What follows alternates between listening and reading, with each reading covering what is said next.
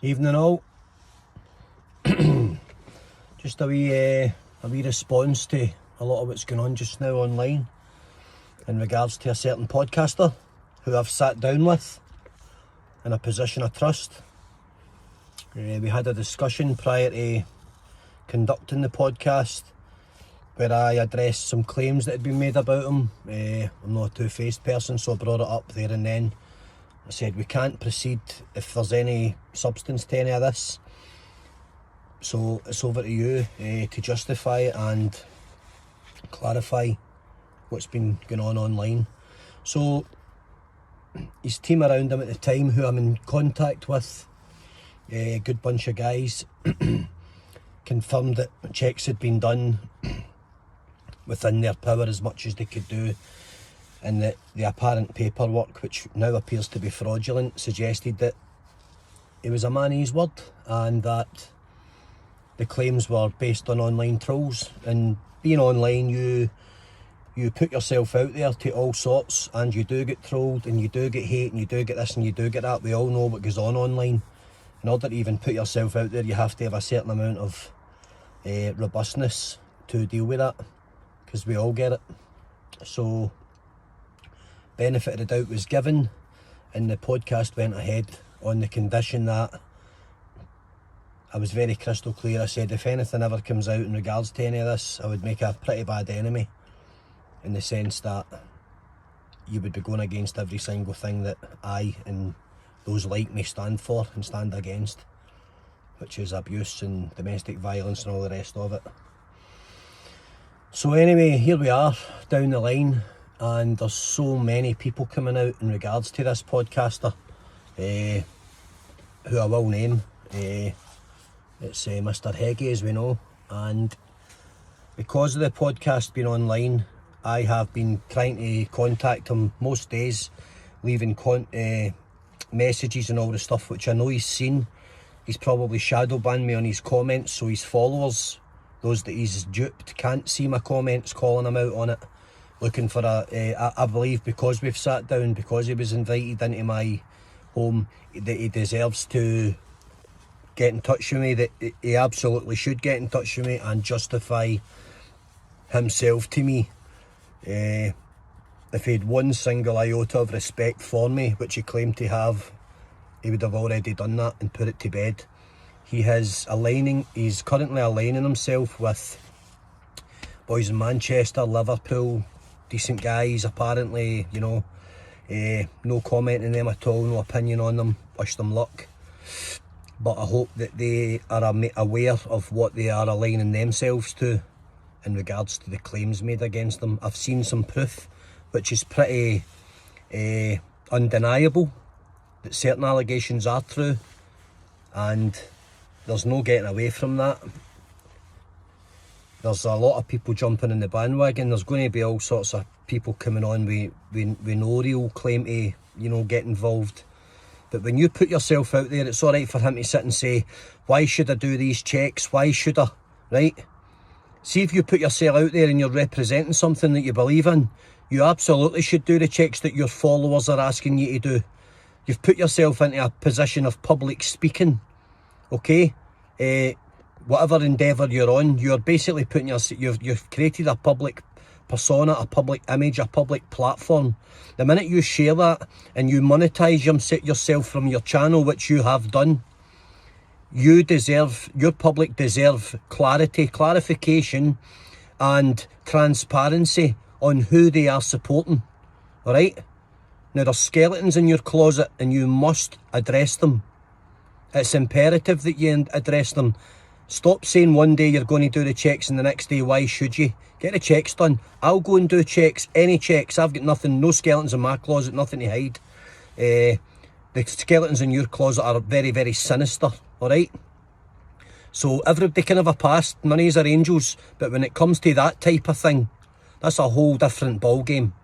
Now, deflecting it and basically using diversion tactics and calling out the guy you had a scrap with, decent enough bloke, he's admitted any silly things that's went on in his past, issues within his own personal family life. Guy seems black and white to me. You know, you called him out, you were going to do this, you were going to do that. Really, you did nothing. You completely underestimated the guy, like you do everybody. You also underestimate a lot of people's intelligence, which is a serious mistake on your part, because you're not that clever. You're not that smart. All your comments about, see me, I'm super clever, me. No, you're not. You're actually quite thick to underestimate some of the guys that you keep company with and that you have kept company with, myself included. So calling out Mr. Christie for a second fight is nothing short of ridiculous. There's nothing to be achieved there for him. In no way should he monetize you further. You don't deserve it. Until you make your name crystal clear, you are a repugnant individual to be avoided at all costs until you clarify who you are and what your history consists of. Alright? And that's a fact. And I've got every right to say this on any platform, because I gave you gave me your word and I gave you mine back in trust, that you sat down with me and we discussed things important to me. And whether or not you just used me at the peak of the popularity of what I was doing to up your numbers, which is probably the case, you know, more fool you for seeing me as a stepping stone to fame, because I can assure you, if it's true, there will be no fame for you. There'll be only infamy and notoriety for all the wrong reasons. You're calling out in your sneaky episode discussing hacking another podcaster, James English, was despicable, absolutely schoolboy behaviour, and James English hasn't really risen to it, and respect to James for that, because that's clown behaviour. Your sneaky little discussions, recording people. My gripe is you've recorded me in private conversation with you without my permission. They've somehow got out into the public domain like all your calls have, which makes you a scumbag.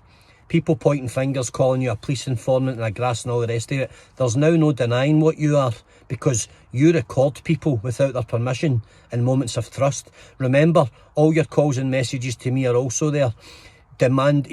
Constantly phone, oh, you're the best guy ever, oh, I need to get a coffee with you, can't wait to see you again, let's meet up, let's do this, let's do that, I really like you, all the bullshit of the day. Alright, I don't fall for that crap.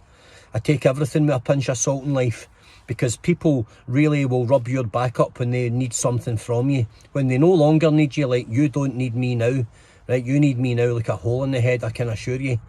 Basically, you fucked up, mate, by underestimating me. I'm not talking for anybody else, I'm talking for me. Stop calling people out for fights, alright? You're not the only person that can handle themselves. And I might be 5 or 6 or 7 or 8 years older than you, but don't think I can't dance. So let's not go down that road. And if you want to do things for charitable causes and all the rest of it, you certainly wouldn't be handling the funds, because you're not to be trusted. If you really want to do something like that, I can get myself fit in 2 or 3 weeks. Right, all your talk about being a fighting man, you've had one fight in 5 years, you're 24 hours ready. I'm 24 hours ready at any time, for anybody, I don't care, alright? And that's no hard man talk, that's just life. That's just me being prepared to live day by day. Okay, I've handled worse than you, believe me. You're not that intimidating. So get that out of your head that you're some type of celebrity fighting man.